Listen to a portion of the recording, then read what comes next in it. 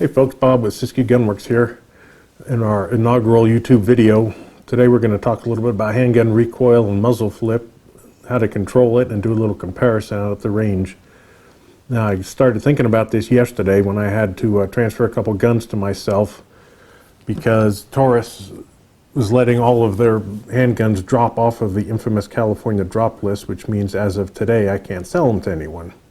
So I went ahead and transferred them to myself yesterday, including this little snubby 357. And that got me thinking, I'll bet that sucker flips up pretty good when you fire full house 357 loads. So I said, well, let's give it a try and see. And while we're at it, why don't we just compare it to some other guns? Now, if you're carrying this concealed, chances are you're going to run 38s through it. So that's where we'll start out at the range with some 38s in there. And then for comparison, I got a subcompact Springfield XD 9mm. I have one of my carry guns, a CZ P01 and 9mm. My main carry gun on my license, my my Kimber 1911 Raptor 45. And the third gun on my license, because we're allowed 3 guns in California on your carry license, and that's it, is this Magnum Research 500 JRH. Which begs the question, what kind of maniac carries a 500 JRH and a single action revolver for concealed carry? Well, that's not why it's on the license, actually. Although you could, I have a concealment holster that actually works. I put it on there because that's my woods guns. And in California, the law is you have to have your guns locked in a separate compartment in the vehicle. And the ammo has to be in a separate place. So I figured I have 2 guns to carry as it is. I might as well add this one on the license. That way when I go out to the woods, I can just load it up and go without having to worry about locking it here and there and having the ammo separate. Now, one of the things we learned about in physics was torque, which is the twisting force about a point, usually a nut attached to a bolt. Now, what we learned is the further away from that nut that you apply the force, the more twisting strength you're going to have against the head of that nut. And the same is true for handguns when it comes to recoil and muzzle flip. The recoil racks along this line right here to the center line of the bore, and the further the web of your hand is away from that, the more twisting force, torque it's going to exert on your hand. Which is why we want to get a really high grip and get as close to that center line of the muzzle as possible to control that twist. Now you'll see this in effect when we get out to the range. Maybe not so much with the little guys, but when we get to the bigger ones, you'll see it cranking in my hand pretty good probably. So without further ado, let us go see how that works out. Here we are out on the range. It's a balmy 41 degrees. Not bad for January 1st. So the other element of controlling recoil beyond the high grip that we talked about is your body position. You'll see a lot of new shooters get to leaning back, and leaning back, and that is just going to create more and more flip. Lean into it. Roll your shoulders forward like you're pushing a heavy dresser or something. That is going to have your whole body absorb the recoil. So, with that in mind, let's start with some 38 specials in the little snubby and see how it looks. We've got our bad guy target down there. We'll roll double action because that's how we would present from the holster and engage the threat. Now this is the first time I've ever fired this gun, so we shall see how it goes.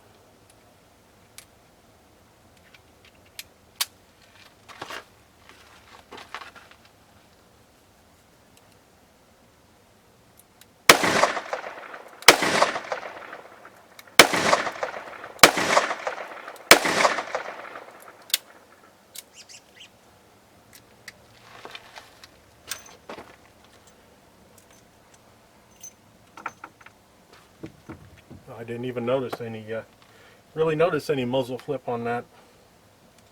I'm sure it was there. So now we'll do a subcontact XD 9mm.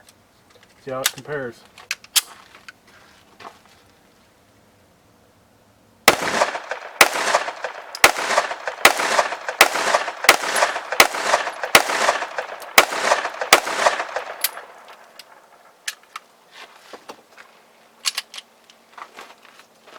Yeah, not bad.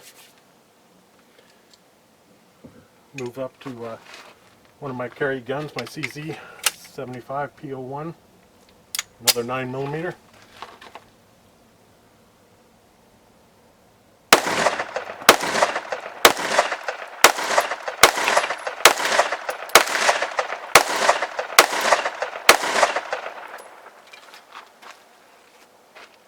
That was pretty much on par with the little snubby. Now we'll get serious and run some 357s in the snubby. This isn't a bare busting load, 125 grain hollow points.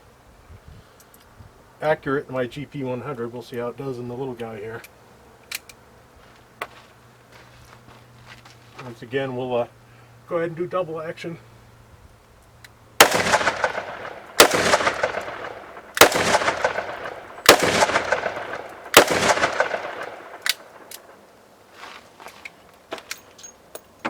Yeah, considerably more recoil out of that guy.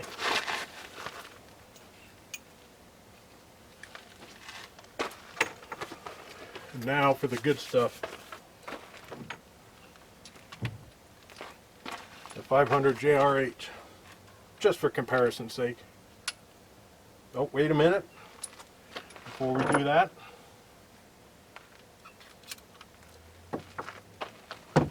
forgot my daily carry gun, a Kimber Raptor.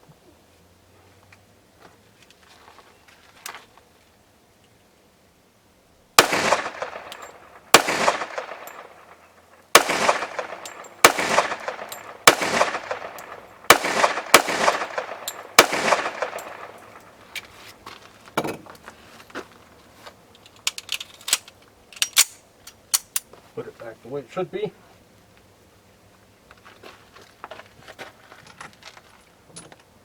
Now we'll get to the big guy.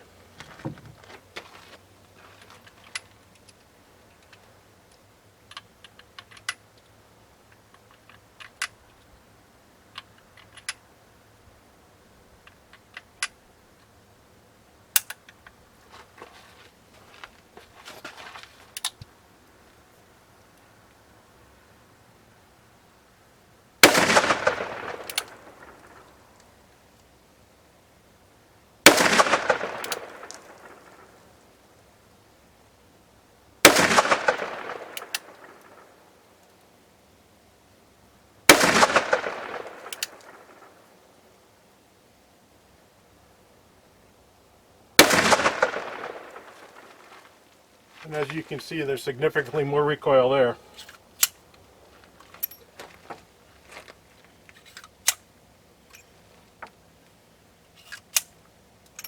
And the load and unload process is also a lot longer.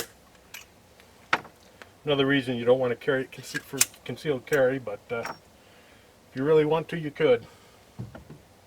Definitely not some of my best work. Got a little carried away with the 357 snubby, and we got a little bit outside the range there. Pretty much everything else landed center mass.